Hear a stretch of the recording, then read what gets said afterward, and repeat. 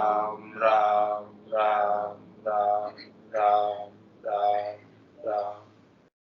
आप सभी के अंदर विराजमान परमात्मा के पावन चरणों में प्रणाम। राम राम। अनंत श्री सदगुरु सुखराम जी महाराज के अंडर हर जस पदराग आशा 23 चल रहा है। महाराज फरमा रहे बांदा समझ छाण मत लीजे रे, समझ छाण मत लीजे, अगम देश जाता कुमारे, सो जम दूर करीजे, अगम देश जाता कुमारे, सो जम दूर करीजे रे मांदा, समझ छाण मत लीजे रे मांदा, समझ छाण मत लीजे, हद में काल क्रोध है भाई, ओ जुग को काम बिगाड़े, हद में काल क्रोध है भाई, ओ जुग को काम बिगाड़े, बेहद को नर करे चलन को, गुरु मूरख गह पाड़े, बेहद को नर करे चलन को, गुरु मूरख गह पाले रे मांदा, समझ छाण मत लीजे रे, समझ छाण मत लीजे, हद बेहद अरे अगम कहावे, तीन देश ए होई, हद बेहद अरे अगम कहावे, तीन देश ए होई, आती ना का काल जुआ है, परखे बिरला कोई, आती ना का काल जुआ है, परखे बिरला कोई रे बांदा, समझ छाण मत लीजे रे मांदा, समझ छाण मत लीजे, अगम देश को काल हद में, जुग कही काम सुधारे, अगम देश को काल हद में, जुग कई काम सुधारे, हद को काल अगम पहुँचावे, जे जन हृदय धारे, हद को काल अगम पहुँचावे, जे जन हृदय धारे रे मांदा, समझ छाण मत लीजे रे मांदा, समझ छाण मत लीजे, बेहद को सुन काल बुरो रे, हद कई काम बिगाड़े, बेहद को सुन काल बुरो रे, हद कई काम बिगाड़े, हद बेहद दुनिया को भुगते, अगम जाता कोई पाड़े, हद बेहद दुनिया को भुगते, अगम जाता कोई पाड़े रे बांदा, समझ छाण मत लीजे रे बांदा, समझ छाण मत लीजे, हद को काल क्रोध तामस रे, अगम देश संक लोई, हद को काल क्रोध तामस रे, अगम देश संक लोई, बेहद को गरु मूढ़ काल रे, ए तीनों कह तोई, बेहद को गरु मूढ़ काल रे, ए तीनों कह तोई रे बांदा, समझ छाण मत लीजे रे बांदा, समझ छाण मत लीजे। हद को काल जीतिया भाई, बेहद कदयन पावे। हद को काल जीतिया भाई, बेहद कदयन पावे। हद बेहद दोनों को जीत्या, अगम देश नहीं जावे। हद बेहद दोनों को जीत्या, अगम देश नहीं जावे रे बांदा। समझ छाण मत लीजे रे मांदा, समझ छाण मत लीजे। कह सुखे राम काल ऊजीतो, अगम देश को भाई। कह सुखे राम काल ऊजीतो, अगम देश को भाई। हद बेहद का काल तिकासो, क्यों पचिरया जग माई। हद बेहद का काल तिकासो, क्यों पचिरया जग माही रे मांदा। समझ छाण मत लीजे रे मांदा, समझ छाण मत लीजे। अगम देश जाता कुमारे, सो जम दूर करीजे। अगम देश जाता कुमारे, सो जम दूर करीजे रे बांदा। समझ छाण मत लीजे रे मांदा, समझ छाण मत लीजे। महाराज अपनी मति को, बुद्धि को, समझ को परिष्कृत कर रहे हैं, छान रहे हैं, उसमें से कचरा हटा रहे हैं, उसमें से अज्ञानता दूर कर रहे हैं और ज्ञान का जोर बढ़ा है। कह रहे हैं आपकी बुद्धि इतनी शुद्ध हो जाए, परिष्कृत हो जाए कि इसके अंदर महत्व केवल और केवल परमात्मा का रह जाए और संसार का कोई महत्व रह ही नहीं जाए। संसार को सहज में प्राप्त की इच्छा नहीं करें, प्राप्त का तिरस्कार नहीं करें, सहज सहज के अंदर संसार को भोग। ऐसी समझ महाराज फरमा रहे आपको विकसित करनी है, जिससे आपको कुछ फर्क पड़े ही नहीं। संसार के अंदर अनेक प्रकार के सुख हैं, अनेक प्रकार के दुख हैं। इन सब सुखों से, दुखों से अपने को ऊपर उठना, तभी परमात्मा की प्राप्ति हो सकती है। तीन लोक सुख, भया उदासी, जे जन अमरलोक का वासी। अमरलोक का वास प्राप्त करना है तो तीन लोकों के प्रति उदासीनता रखनी है। उदासीनता का तात्पर्य तटस्थता, कोई गिद्धता नहीं, जो हो गया वो ठीक, ऑल इज वेल। इस प्रकार की बात महाराज कह रहे हैं कि हद में काल क्रोध है भाई, और जुक्का ही काम बिगाड़े। बेहद को नर करे चलन को, गुरु मूर्ख गे पाले। हद में क्रोध है, सारे कामों को, हद के कामों को भी बिगाड़ देता है। और महाराज फरमाने की कोई हद को लांघकर बेहद में जाना चाहता है और वहां पर कोई समझदार ज्ञानी गुरु नहीं मिला तो वो बेहद में भी नहीं जा पाता। और आगे महाराज कह रहे हैं हद बेहद और अगम कहावे तीन देश।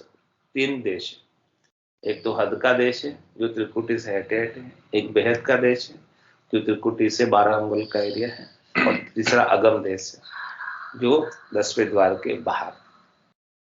इस प्रकार से तीन देश, वो देश अपने गट के भीतर ही, कहीं बाहर नहीं। और जिनको भी मिले हैं देश, सबको भीतर में मिले। जिन पाया जिन गट ही पाया, बायर फिर जन्म गमाया। 68 को काहू को फिरिए, सूरत समेट नाम में थे। महाराज कहने कि आपको जैसा भी देश प्राप्त करना हो वो सब भीतर में ही मिल जाए।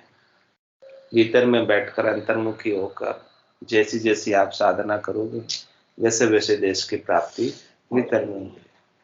जिसको याद करोगे उसके देश में जाकर मिलोगे, जो जिसको बसता है वो उसमें जाकर मिलता है।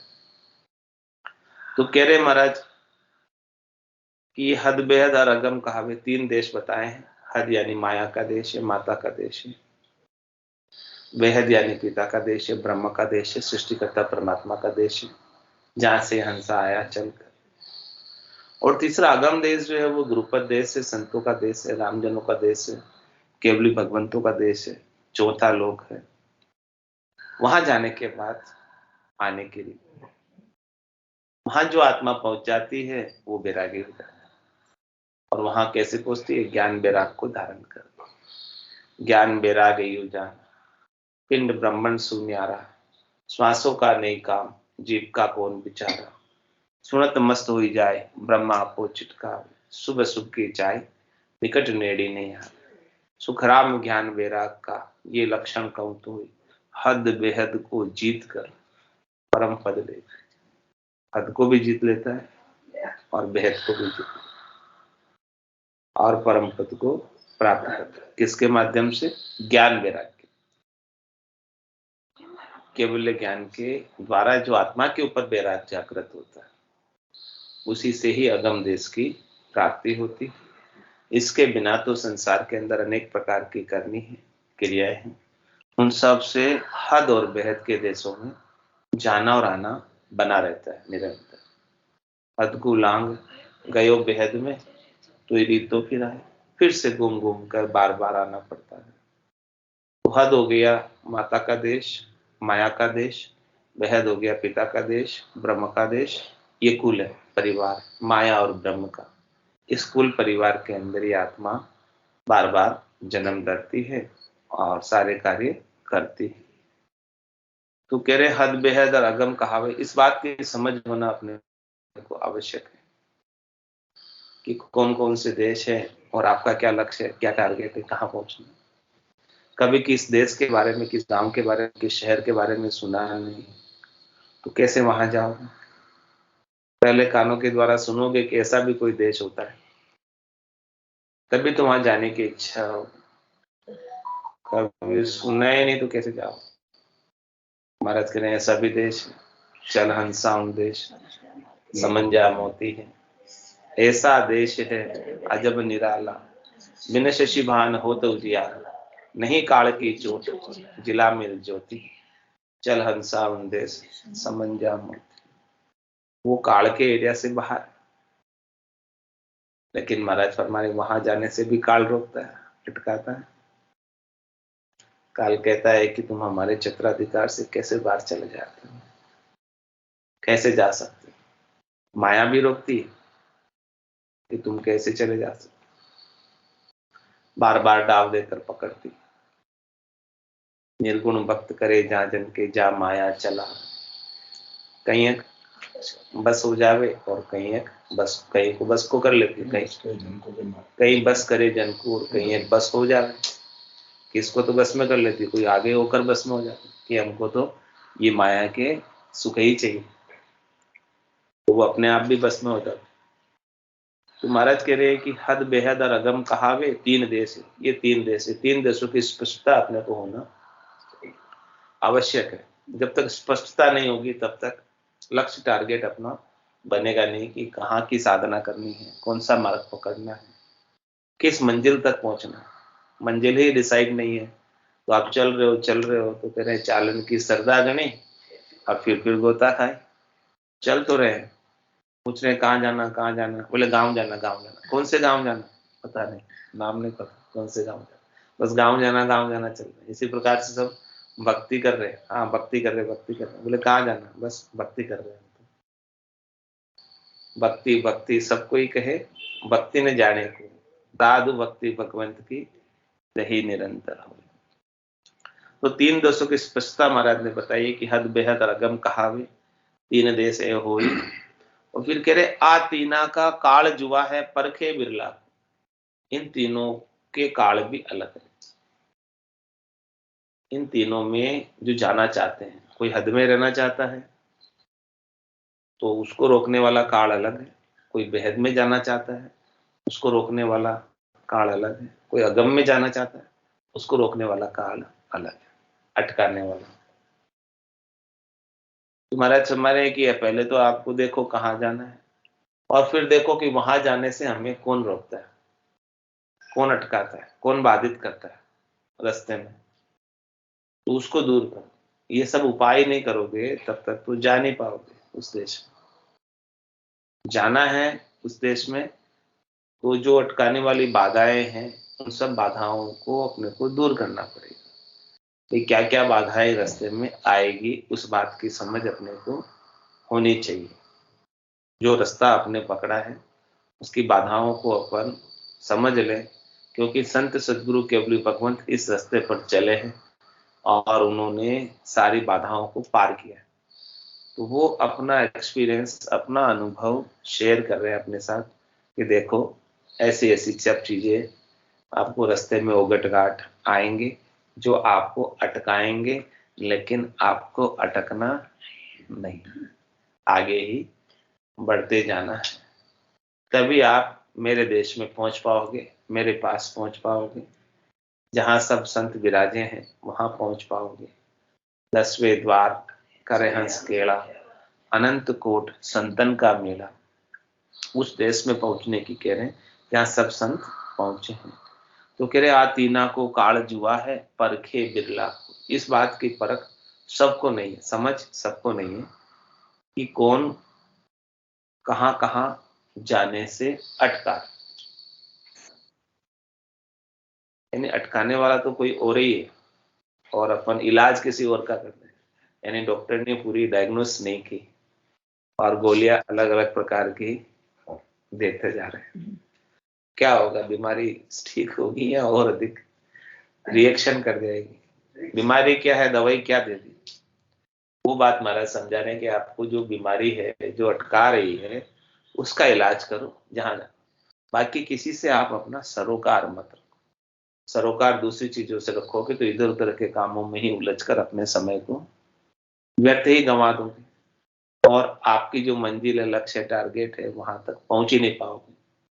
अन्य कामों में फंस जाओगे, ट्रायल एंड एरर में ही फंस जाओगे।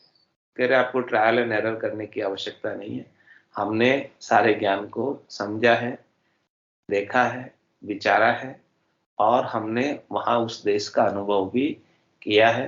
तो आपको तो डायरेक्ट टिप हम दे देते हैं, डायरेक्ट रास्ता हम बता देते हैं। इस रास्ते को पर चलकर आ जाओ, सीधा 4 लेन हमने बनाई हुई है, इसमें कोई दिक्कत वाली बात नहीं है। अनेक पगडंडियों के रास्ते हैं, उस पर चलकर उलझ मत जाना, फंस मत जाना, नहीं तो 84 के वन के अंदर भटक जाओगे और दिशा भ्रमित होकर, रास्ता भ्रमित होकर मंजिल तक, निज घर तक कभी पहुंच ही नहीं पाओगे। तो कह रहे महाराज हद और बेहद और अगम कहावे 3 देश हुई, आ तीना को काल जुआ है परखे बिरला कोई। अब काल की बात करें, कौन कौन सा काल है और उसके क्या क्या गुण है और क्या क्या दोष है, सबके गुण दोष बता रहे हैं। तो गुण दोष का भी अपने को भान होना चाहिए।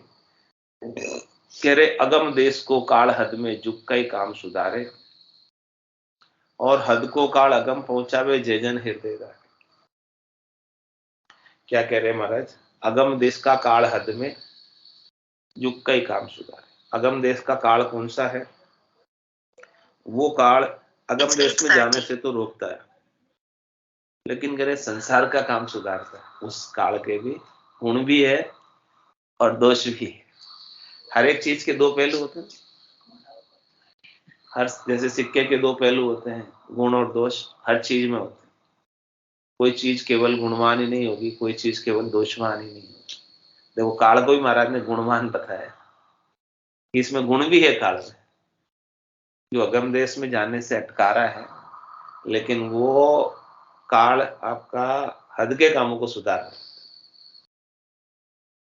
ऐसा उसमें गुण है। वहां तो नहीं पहुंचाएगा क्योंकि वो काल है, वहां अटकाने वाला है, लेकिन संसार के कामों को सुधारेगा। ऐसा कौन सा काल है जो संसार के काम को सुधारता है और अगम देश जाने से अटका देता है? इस बात की समझ थोड़ी देर बाद आगे आएगी। और हद को काल अगम पहुंचावे जय जन हृदय धारे। हद का काल कौन सा है? कल डिस्कस किया था हद का काल, कल पूरा उसी के ऊपर चला था। हद में, संसार में काल कौन सा है? कल आपने सुन रहे थे? किधर? महाराज करे हद में काल क्रोध है भाई। हाँ, वो जुग का ही काम बिगाड़े, ये बात नहीं।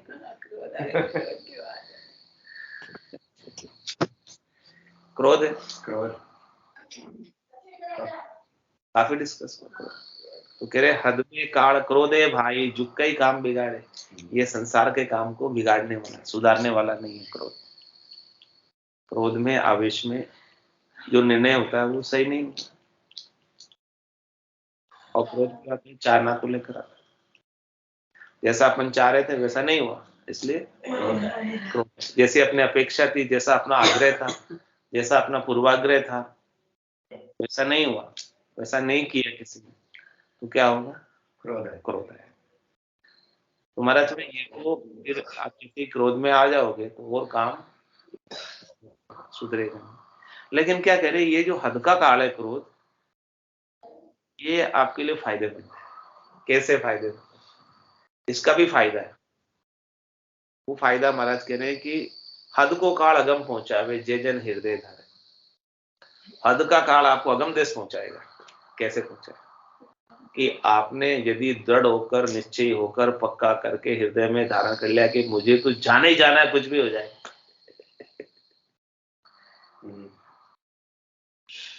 उसके लिए क्रोध कर लिया तो कोई दिक्कत नहीं है, जाने ही जा रहा है बस, ये पक्का सोचिए। आप दूसरा हो नहीं हो, मुझे कोई फर्क नहीं, मुझे तो अगम देश जाना, ऐसी पक्की धार ली, ऐसी बात हृदय के अंदर, ऐसी चाहना, ऐसी मुमुक्षा, मोक्ष में जाने की इच्छा, ऐसी उपाली। क्रोध क्यों आता है? क्योंकि इच्छा की पूर्ति नहीं होती। हाँ, तो महाराज कह रहे कि ये इच्छा किसने की है, तो ये इच्छा आपके लिए हितकारी है। बाकी सब इच्छा छोड़ने के रहे, बाकी सब आशाएं आपको छोड़नी है। आशा एक राम जी से, दूजी आशा छोड़ दे। नाता एक राम जी से, दूजा नाता तोड़ दे। तो ये जो आशा आप करते हो, ये जो इच्छा करते हो, ये जो चाहना करते हो, ये आपके लिए मुमुक्षा जो है, ये परम पद में ले जाने वाली है, ये बहुत अच्छी है, इसमें कोई परेशानी वाली बात।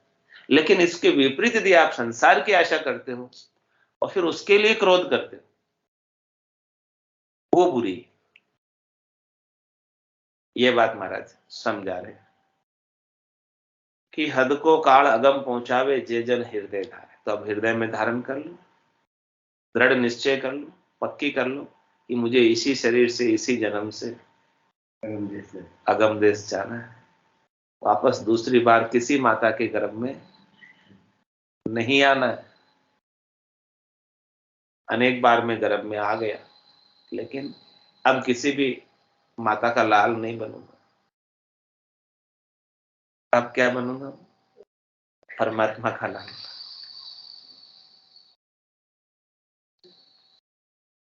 अब किसी माई का लाल नहीं बनूंगा। ऐसी बात है, अनंत युग हो गए माई का लाल बनते बनते। कितनी बार गर्भ में आए, कितने दुख देखे, लेकिन ये बात अब कोई दृढ़ निश्चय के साथ धारण कर ले तो महाराज कह रहे हैं कि निश्चित रूप से आपको संत सदगुरु केवली भगवंत मिल जाएंगे। जहां चाहे वो राह, ऐसा ज्ञान प्राप्त हो जाएगा और परम पद की प्राप्ति भी हो जाएगी। तो कह रहे अगम देश को काल हद में जुग के काम सुधारे, हद को काल अगम पहुंचावे जे जन हृदय धारे। और कह रहे आगे, बेहद को सुन काल बुरो रे, हद का ही काम बिगाड़े।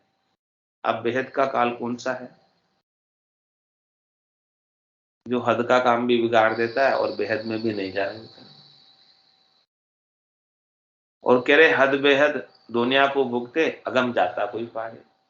हद में भी जिससे नुकसान होता है और बेहद में भी नुकसान भुगतना पड़ता है, और अगम देश में जाने से भी अटका देता है। ऐसा बेहद का काल है, वो कौन सा है उसकी बात आगे बताएंगे। अभी तक तो हद के काल की बात बताई है कि हद के काल के फायदे भी बताए हैं और नुकसान भी बताए हैं। अब बेहद के काल की बात बताएंगे और फिर अगम देश के काल की बात बताएंगे। कह रहे हद को काल क्रोध तामस रे अगम देश संकलो। हद का काल तो क्रोध करना, तामस करना, ये इसके ऊपर पूरा विचार हो गया। और अगम देश संकलोई, अगम देश में जाने से कौन अटकाता है? महाराज कह रहे हैं कि शंका, संशय, ये अगम देश में जाने से अटका देती है। किसके ऊपर शंका करते हैं? संतों के ज्ञान पर, केवली भगवंतों के ज्ञान पर, सतगुरु के ज्ञान पर। उन पर विश्वास नहीं करते, नैचा नहीं करते, प्रतीति नहीं करते, दृढ़ता नहीं करते। तो महाराज समय जब तक आप ज्ञान पर पूर्णतया नैचा विश्वास, प्रतीति, दृढ़ता नहीं करोगे तो ज्ञान आपके ऊपर प्रभाव नहीं दिखा पाएगा। आपको शंका ज्ञान पर करनी ही नहीं है। संत सदगुरु केवली भगवंत जो कह रहे हैं उनके एक एक वचन सत्य है, सत्य वचन। इन वचनों में कोई भेड़ नहीं है। और ये सारे जो वचन कहे हैं उन्होंने निस्वार्थ भाव से, आपसे उनको कुछ भी नहीं चाहिए, बस केवल जीवों के प्रति, प्राणी मात्र के प्रति उनका दया का भाव है। उस भाव को लेकर इतना उन्होंने अपने को कहा है और उन्होंने भिन्न भिन्न प्रकार से अपने को समझा है। जैसे जैसे जीव समझे वैसे वैसे समझाया, सामान्य बोलचाल की भाषा में समझा। संस्कृत काव्य कहूं तो जब समझे नाय ता कारण सुखराम कह, बोलू प्राकृत माय, प्राकृतिक बोलचाल की भाषा में समझाया और अगम देश की बात समझाई। दो भाषियों नर जब चलावे, आप समझ ओरा समझ, दोनों भाषा को जानने वाले संत सदगुरु केवली भगवान अगम देश की भाषा भी जानते हैं और तीन लोक की भाषा भी जानते हैं। वहां की बात यहाँ की भाषा में कन्वर्ट करके अपने को बता रहे हैं। हालांकि वहां की बात अनिर्वचनीय है, कहने में नहीं आती है, फिर भी संत सदगुरु संसार का दाखिला देकर अपने को समझाने का प्रयास करते हैं। तो उनके वचनों के ऊपर थोड़ा सा भी अविश्वास नहीं होना चाहिए। क्या करें? केश बराबर आतरो जेंस राखे कोई, तो आ कृपा ना बने, ऐसी कुदरत है। ये कुदरत की बात है, ऐसी इसकी कुदरत है, ऐसा इसका बिड़द है, ऐसा इसका स्वभाव है कि थोड़ा सा भी आंतरा अविश्वास, गट के भीतर शंका रह गई तो इस ज्ञान की कृपा शिष्य के ऊपर नहीं होती। और कृपा नहीं हुई ज्ञान की तो शिष्य कैसे जाए? तो कह रहे महाराज इस ज्ञान के ऊपर पूर्णतया शरणागत हो, न्यूछावर हो, अपनी बुद्धि को, अपने चातुर्य को, अपनी होशियारी को, अपनी समझदारी को, अपनी पढ़ाई को, अपनी लिखाई को, अपने ऊंची जाति के होने के अभिमान को, गर्व को, गुमान को, सबको हटाकर, सबको साइड में रखकर ज्ञान के सामने शरणागत, जो इस ज्ञान की शरण में आ गए, महाराज कह रहे कि उसका निश्चित रूप से कल्याण हो जाए। और ये जो शरण में नहीं आया, शरणागति के अंदर थोड़ा सा आतरा रह गया, तो कह रहे अगम देश का काल है वो आतरा, अविश्वास अगम देश का काल है। नैचा नहीं करना, प्रतीति नहीं करना, दृढ़ता नहीं करना, मजबूती नहीं उपाना ज्ञान के प्रति, वो अगम देश में जाने को रोकने वाला है।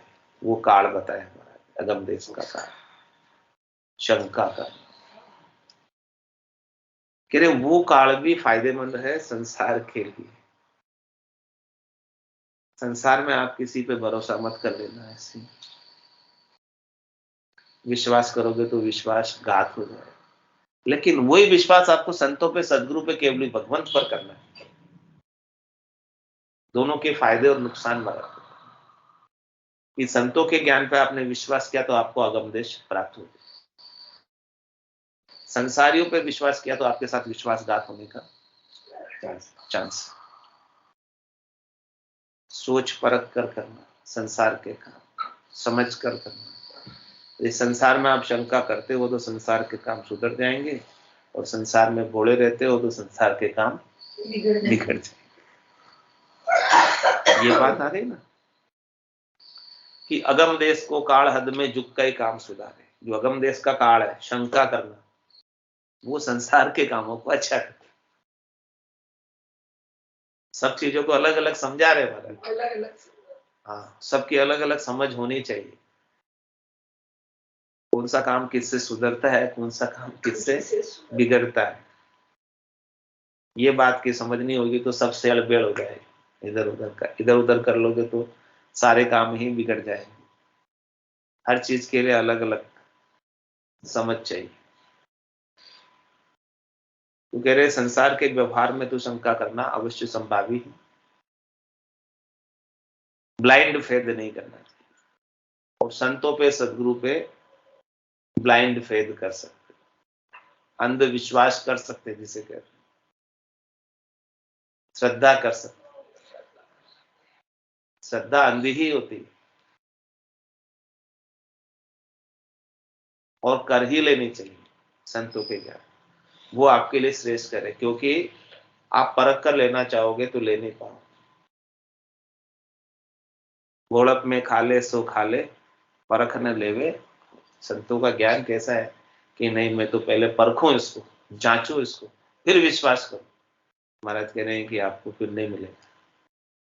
घोड़प में जिसको मिल जाता है, जो श्रद्धा करके विश्वास करके ले लेता है, उसके ऊपर तो कृपा बन जाती है।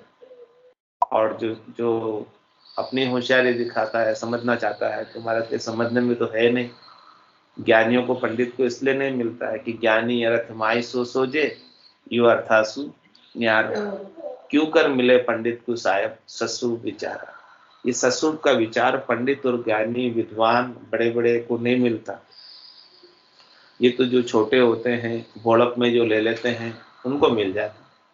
ऐसा इसका बिरद है, ऐसे इस ज्ञान का प्रभाव है।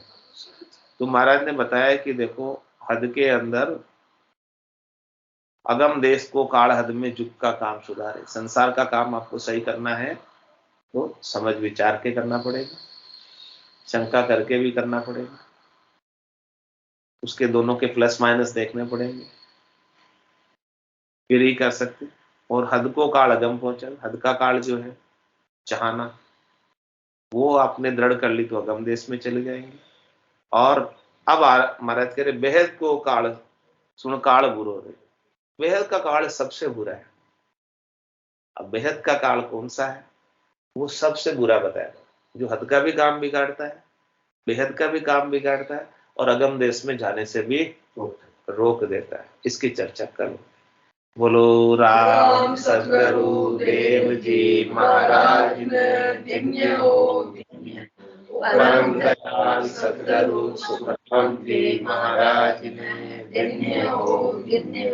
अनंत श्री सद्गुरु सुखराम जी महाराज के ज्ञान से भगवान ने धन्य हो। केवली भगवंता ने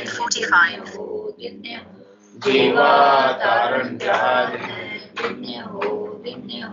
मोक्ष के मालका ने धन्य हो। अनंत कोटि संतान धन्य हो। राम सभा में राम राम सा राम राम राम राम राम राम राम राम राम सा राम राम सा। सब संताने सत्संज्ञाने राम राम राम राम राम राम।